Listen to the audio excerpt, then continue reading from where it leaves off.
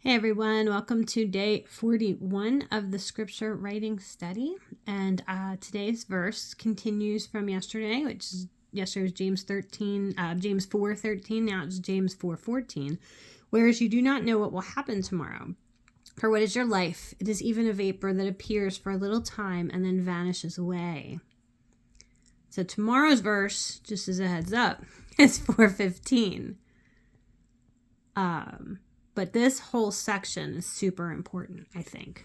And so here's my note card and my notebook.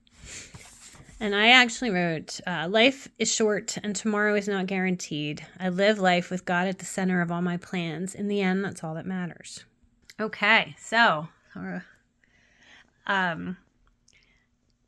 this reminds me a little bit of the story of the man who wound up with a plentiful crop.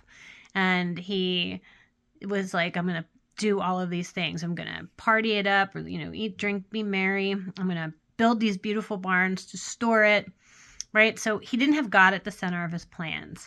And he did have a lot of plans, right? That he was just going to kind of reap what he sowed, right? And there's nothing inherently wrong with that. But God was not at the center. He didn't consider God's perspective. And it turns out that night God was like, guess what? Your life is over. Now what?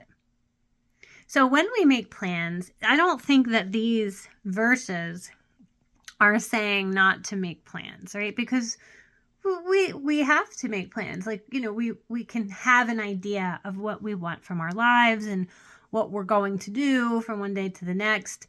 It's okay. But our rigidity and our attachment to those plans, basically an attachment to outcomes, right? And I work a lot in coaching with releasing attachment to outcomes. Why? Because we don't know what tomorrow is going to bring, right? We can have a good idea. Now, I think when we have God at the center of our plans, it's much easier to adapt to those plans because we're not worshiping the plans. We're not worshiping the potential outcome. That's an idol. It's, again, most of the things through this study and through just reading in general is about the worship of anything other than God.